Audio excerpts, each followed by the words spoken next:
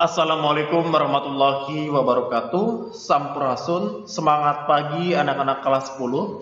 Hari ini mata pelajaran PPKN kita akan belajar materi tentang pentingnya konsep integrasi nasional.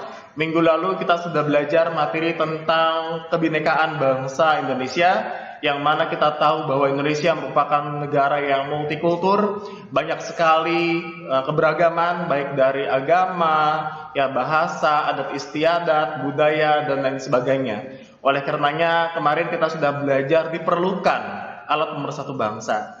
Namun hari ini kita akan belajar tentang bagaimana pentingnya konsep integrasi nasional. Oleh karenanya silakan untuk dipelajari video pembelajaran ini sampai dengan selesai. Anak-anak, tentunya kalian bertanya-tanya, mengapa kalian perlu untuk belajar materi tentang pentingnya integrasi nasional? Adapun tujuan dari pembelajaran yang akan dilakukan yaitu sebagai berikut. Yang pertama adalah mensyukuri nilai-nilai yang membentuk komitmen integrasi nasional dalam bingkai Bhinneka Tunggal Ika. Terus kemudian yang kedua, menunjukkan sikap kerjasama dalam bingkai Bhinneka Tunggal Ika dalam mewujudkan integrasi nasional. Anak-anak, coba tolong diperhatikan gambar berikut ini. Kok kenapa bisa terjadi perpecahan? Apa yang menyebabkan? Ya, kenapa hal tersebut bisa terjadi? Nah, dalam hal ini berarti posisi integrasi nasional itu diperlukan. Ya, kenapa misalkan masyarakat antara satu suku dengan suku lain mereka bisa tawuran, bisa bentrok. Begitupun halnya misalkan dengan pelajar, ya, yang saling tawuran antara satu sekolah dengan sekolah yang lain. Mengapa hal tersebut bisa terjadi? Nah, kita akan bahas, ya. Oke, anak-anak, terkait dengan integrasi nasional, kita perlu untuk mengetahui terlebih dahulu apa itu integrasi nasional, ya. Pengertian integrasi nasional itu dibagi menjadi dua. Yang pertama secara politis, yang kedua secara antropologis. Adapun secara politis yaitu penyatuan, ya, berbagai kelompok budaya dan sosial dalam kesatuan wilayah nasional yang membentuk suatu identitas atau jati diri dalam suatu daerah itu sendiri. Terus kemudian yang kedua adalah secara antropologis. Pengertian integrasi nasional secara antropologis itu adalah apa? Suatu proses, ya, proses penyesuaian di antara apa? Unsur-unsur kebudayaan, ya, yang ada di suatu daerah yang pasti itu berbeda, ya. Sehingga apa? Sehingga dalam untuk mencapai keserasian dalam kehidupan masyarakat.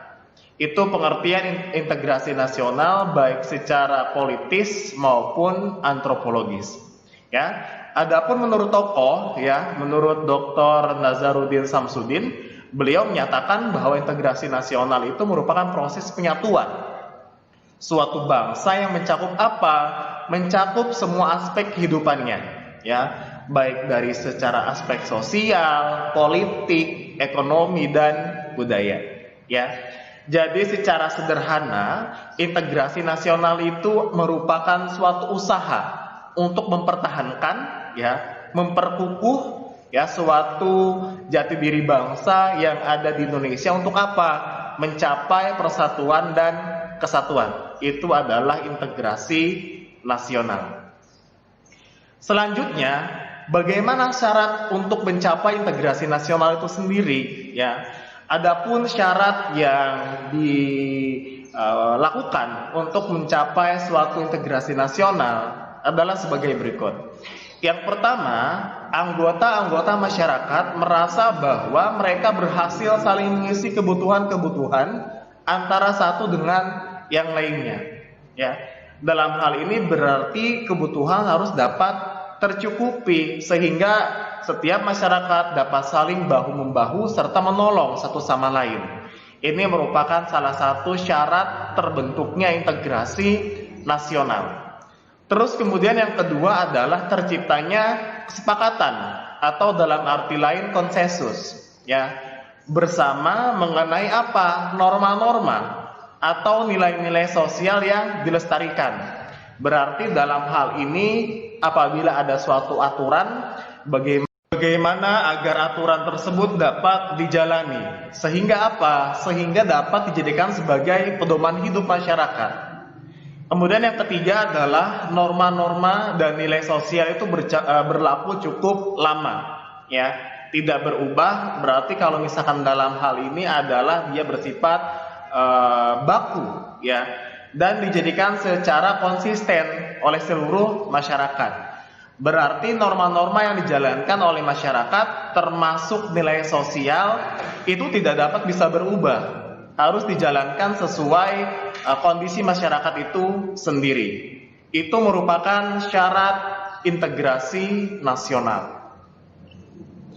Kemudian ada contoh yang menjadikan sebuah bentuk implementasi dari integrasi nasional adalah Sumpah Pemuda. Ya, pada tahun 1928, ya, Sumpah Pemuda ini menjadi salah satu bentuk konsensus integrasi nasional atau contoh implementasi, ya. Coba kita ulik bersama, ya.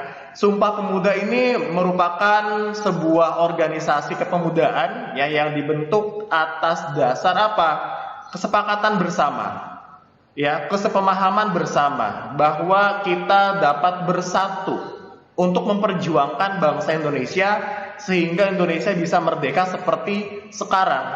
Ya, mungkin zaman dahulu pemuda-pemuda di Indonesia masih belum bersatu, ya, karena itu dapat dijajah, ya, oleh bangsa asing.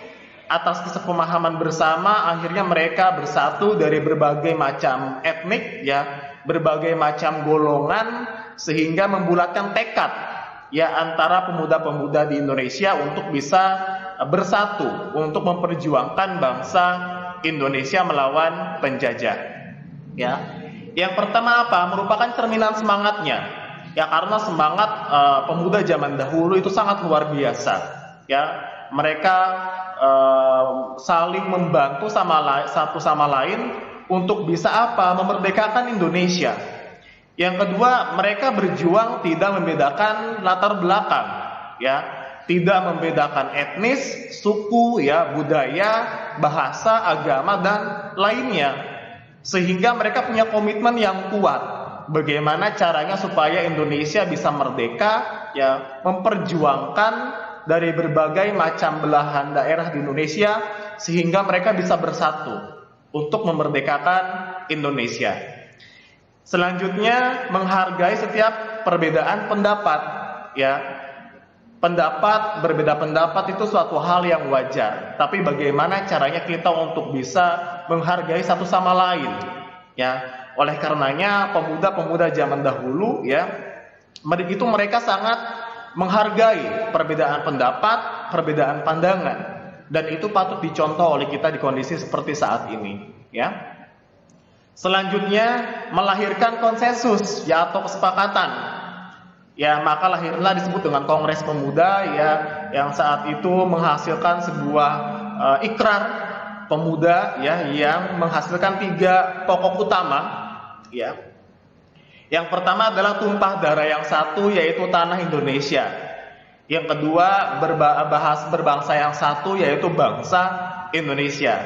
Dan yang terakhir adalah berbahasa yang satu, yaitu bahasa Indonesia, ya. Jadi pemuda zaman dahulu punya kebulatan tekad yang kuat sehingga mereka dapat bersatu bagaimana caranya untuk memperjuangkan bangsa Indonesia melawan penjajah sehingga akhirnya Indonesia bisa merdeka seperti sekarang ini. Itulah hal-hal yang perlu kita contoh dan dapat diimplementasikan dalam kondisi seperti sekarang, ya. Anak-anak, itu dia pembahasan mengenai pentingnya, ya, konsep integrasi nasional. Semoga apa yang disampaikan dapat bermanfaat dan tentunya dapat diimplementasikan dalam kehidupan sehari-hari. Terima kasih atas perhatiannya. Billahi taufik wal hidayah. Wassalamualaikum warahmatullahi wabarakatuh.